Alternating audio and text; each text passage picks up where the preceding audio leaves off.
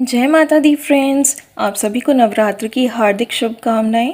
Friends, Navratra आज से शुरू हो गए हैं और आज से 9 दिन हम सभी माता रानी की पूजा अर्चना करेंगे, उनको प्रे करेंगे, क्योंकि हमें उनमें बहुत ही विश्वास है और हम जानते हैं कि वो हम सभी की माँ हैं, हम सबको बहुत प्यार करती हैं।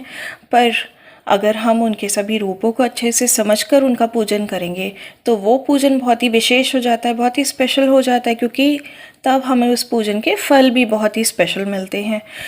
ये इसलिए क्योंकि जब हम किसी को पूरी तरह से समझ लेते हैं तब उनमें हमारा विश्वास बहुत ही अखंड हो जाता है, और ये बहुत ही इम्पॉर्टेंट एस्पेक्ट है भक्ति का और हर रिश्ते का भी। और माता रानी के बारे में जानने के लिए नवरात्र से अच्छे दिन तो हो ही नहीं सकते, इसीलिए इन नवरात्र में हम 9 दिन एक एक करके माँ शक्ति के 9 रूपों को समझेंगे और जानेंगे कि वो हमें क्या क्या सिखाती हैं, एनर्जी की कौन कौन सी फॉर्म्स प्रेजेंट करती हैं और हमें कैसे एम्पावर्ड बनाती हैं। फ्रेंड्स, इसके पहले भी मैंने डिवाइन फेमिनिन शक्ति के नाम से वीडियो बनाया था जिसमें ये सारी इन्फॉर्मेशन थी, पर वो वीडियो थोड़ा सा लेंदी था, इसलिए बहुत सारे लोगों ने उसे शायद पूरा कवर नहीं किया। अगर आप चाहें तो ऊपर दिए गए लिंक पर क्लिक करके या डिस्क्रिप्शन बॉक्स में दिए गए लिंक पर क्लिक करके पूरा वीडियो भी देख सकते हैं। आज मैं आपके साथ उसी वीडियो की छोटी सी क्लिपिंग शेयर कर रही हूँ जिसमें आज हम माँ शैलपुत्री को जानेंगे, उनकी दी हुई शिक्षा को समझेंगे। तो आइए अब जानते हैं कि किस तरह से एक फेमिनिन एम्पावरमेंट में आ सकती है, अपनी गॉडेस एनर्जी में आ सकती है।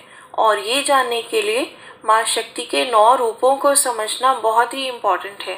तो आइए शुरू करते हैं माँ शैलपुत्री के साथ। माँ शैलपुत्री, ये नाम रिप्रेजेंट करता है कि माँ शक्ति जब इस धरती पर आई थी तो वो ह्यूमन फॉर्म में आई थी, बिल्कुल हमारी तरह आई थी। लेकिन जब उनकी अवेकनिंग हुई, जब उन्होंने पहाड़ों पर इतने दिन निवास किया, 9 महीने गुफा में रहकर तब साधना की, योग साधना की, और वो अपने हायर सेल्फ को कनेक्ट कर पाई, अपने अंतर मन की बातें सुन पाई और समझ पाई कि वो दुनिया में क्यों आई हैं, वो कौन है, वो यहाँ क्या करने आई हैं।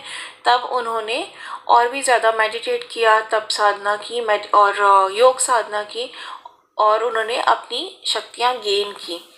तो माँ शैलपुत्री जो है वो उनका अवेकनिंग पीरियड भी रिप्रेजेंट करता है जो पहाड़ों में था। और सेकेंडली ये रिप्रेजेंट करता है कि एक फेमिनिन जब अपनी एनर्जी की पीक पर होती है, जब वो अपनी कॉन्शियसनेस के हाईएस्ट लेवल पर होती है, तभी उसे शक्ति का अवतार मिलता है, तभी वो शक्ति बन पाती है, तभी वो अपने गॉडेस एस्पेक्ट में आ पाती है और तभी उसे रिकॉग्निशन मिल पाता है। जब एक फेमिनिन ये समझ पाती है कि ये जो संसार है ये मोह माया है, यहाँ पे सब कुछ एनर्जी है, यहाँ पे अपना जो भी हमारा कर्म है उसको कंप्लीट करने के लिए हम आए हैं, उससे लर्निंग्स लेकर कुछ चीज़ें सीखने के लिए हम आए हैं, और यहाँ पे जो कोई भी है वो सब एक सोल है। हमें उन्हें सिर्फ एक सोल के नज़रिए से देखना है कि हर कोई सोल अपनी एक जर्नी करके आ रही है, उनकी अपनी सोच है, समझ है, बिहेवियर है, कर्मा है, वो उसी हिसाब से बिहेव करेंगे। पर हमें खुद पर फोकस होना है। अगर हम लोगों की अच्छाई करने के लिए दुनिया में आए हैं तो हमें वो ही करना है, उसी पर फोकस होना है। माँ शैलपुत्री जो है वो ये रिप्रेजेंट करती है कि एक एम्पावर्ड फेमिनिन जो होती है, जब अपने कॉन्शियसनेस के हाईएस्ट स्टेट पर होती है, जब उसका एनर्जी लेवल पीक पर होता है, ओनली देन वो ऐसा कुछ कर पाती है कि वो एक गॉडेस एनर्जी में आ पाती है।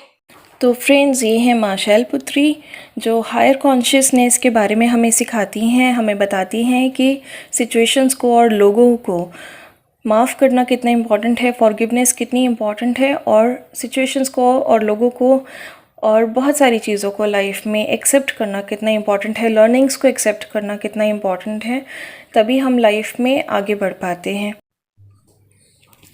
फ्रेंड्स, अब मैं आपके साथ शेयर करूँगी नवरात्रि के लिए कुछ बहुत ही स्पेशल टिप्स। फर्स्ट टिप तो है कि आप अपने घर में गायत्री मंत्र इन सभी नवरात्रों में डेली चला कर रखिए।